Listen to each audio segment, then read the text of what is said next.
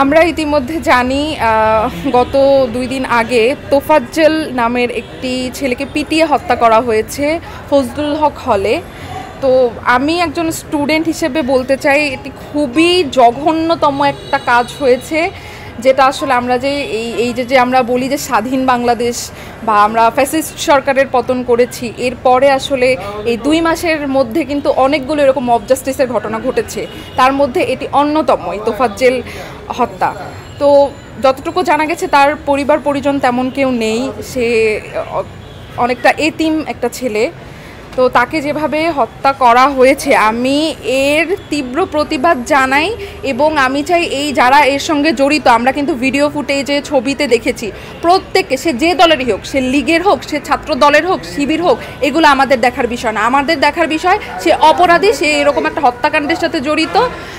তো সবাইকেই মুখ্য আসামি সহ সবাইকেই যাতে শাস্তির বিধান করা হয়, এবং সরাসরি যদি বলতে চাই এদের ফাঁসি দেওয়া উচিত আমি মনে করি, যাতে এরকম ঘটনা আর ভবিষ্যতে কোনো দিন না ঘটে, ঢাবি ক্যাম্পাসে যাতে আর না ঘটে।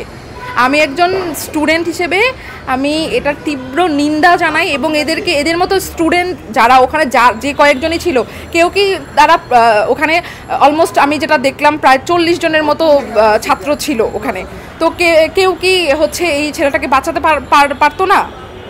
এখানে আমি মনে করি সব কয়জনকে ধরে একদম শাস্তি দেওয়া উচিত, এবং যারা প্রত্যক্ষ এই ঘটনার সঙ্গে জড়িত তাদের ফাঁসি আমি দাবি করব প্রশাসনের নিকট, এবং যারা পরোক্ষভাবেও জড়িত ছিল ওখানে ছিল তাদেরও আমি আসলে শাস্তি দাবি করতে চাই। এখানে আরেকটা বিষয় হচ্ছে যে ভাত খাওয়ালি তা মারবি কেন, এই যে একটা টাসি বিষয়টা আসলে কিভাবে? আমি যখন ছেলেটার ছবি দেখেছি আমি নিজেও কান্না করেছি, আমি বাসায় কান্না করেছি, এবং এরকম ঘটনা হয়, এরকম যে দেখেন যে মেরেছে ঠিক আছে, তাকে দফায় দফায় পিটানো হয়েছে কেন? আমার কথা হচ্ছে সে যদি তাকে কি মোবাইল চুরির অপরাধে তাকে সন্দেহবশতভাবে তাকে এই পিটানো হয়েছে। একজন চোরও যদি সে হয়ে থাকে, ধরেন সে একজন চোর, তাও তো তাকে এইভাবে হত্যা করার মতো কোনো রাইটস আমাদের কারোরই নাই। তো আমাদের দেশে এরকম মব জাস্টিসের ঘটনা অনেক ঘটতেছে। আমি আসলে প্রশাসনের নিকট এবং যারা ম্যাজিস্ট্রেসির দায়িত্ব পেয়েছে তাদের প্রতি আশা রেখে বলতে চাই যে এই সমস্ত ঘটনাকে আপনারা নিয়ন্ত্রণে আনুন, এবং এরকম মব জাস্টিসের ঘটনা আমরা আসলে আর শুধু ক্যাম্পাসেই না, আমরা আসলে আমাদের দেশেই কোনো জায়গাতেই আর দেখতে চাই না।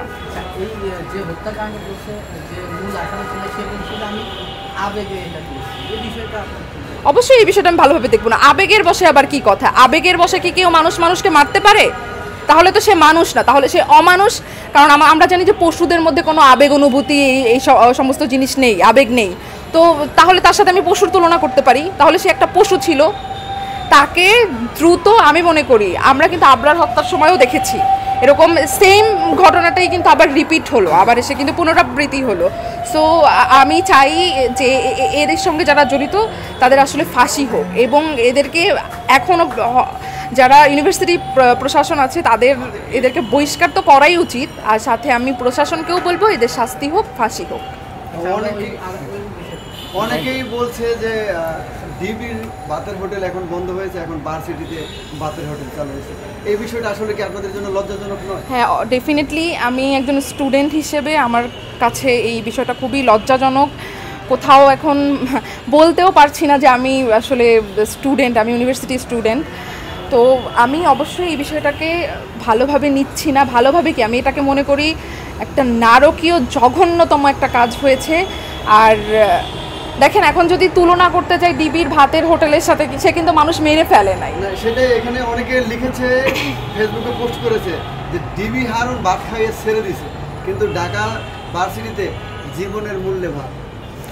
এখন ওটাই আমি বলতে চাচ্ছি যে ডিবি হারুনের ওখানে কিন্তু ভাত খাওয়ানোর পরও দেখা গেছে যে তাদেরকে ছেড়ে দেওয়া হয়েছে, একেবারে তাদের জীবন নাশ করা হয়নি। কিন্তু এখানে যেটা দেখলাম একটা নারকীয় হত্যাকাণ্ড, এখানে আসলে আমার জন্য খুবই লজ্জাজনক, এবং আমি এই ঘটনার পূর্ণ তদন্ত হোক এবং যারা সরাসরি অভিযুক্ত তাদের আসলে শাস্তি হোক, এটাই আমার সর্বশেষ চাওয়া।